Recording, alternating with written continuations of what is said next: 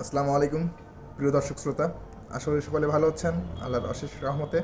আলহামদুলিল্লাহ আমি অনেক ভালো আছি। স্বাগতম আমার নতুন একটি ভিডিওতে।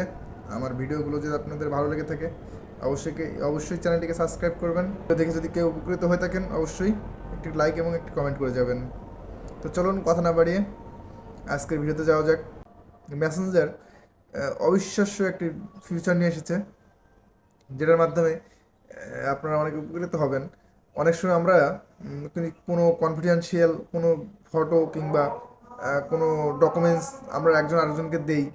দেওয়ার পরে হয় কি, আমরা চিন্তায় থাকি যে এটা যদি কেউ ডাউনলোড করে রাখে বা স্ক্রিনশট দিয়ে রাখে তাহলে তো তার কাছে চলে যাচ্ছে।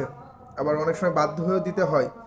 তো তাদের জন্য আজকের এই সুখবরটি আমি নিয়ে এসেছি। মেসেঞ্জারে আপনারা এই এই বিষয়টা আপনাদেরকে আমি ক্লিয়ার করে দিচ্ছি। এটা দেখার জন্য আমার স্ক্রিনকে একটু ফলো করুন। দেখুন আমি আমার ফোন দিয়ে আপনাদের দেখাচ্ছি। সর্বপ্রথম আপনারা মেসেঞ্জারে চলে যাবেন। যাওয়ার পরে আপনারা যেই কনভার্সন যার সাথে করতে যাচ্ছেন, যাকে ফটো দিতে যাচ্ছেন, তার কনভার্সনে যাবেন। যাওয়ার পরে ফটো আইকনে ক্লিক করবেন।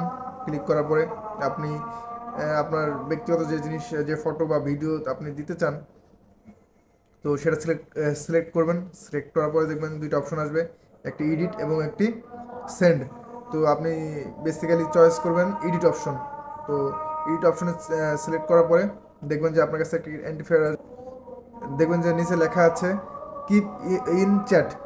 এটাকে আপনি একটু ক্লিক করবেন। ক্লিক করলেই দেখবেন যে লেখা আসবে ভিউ ওয়ান।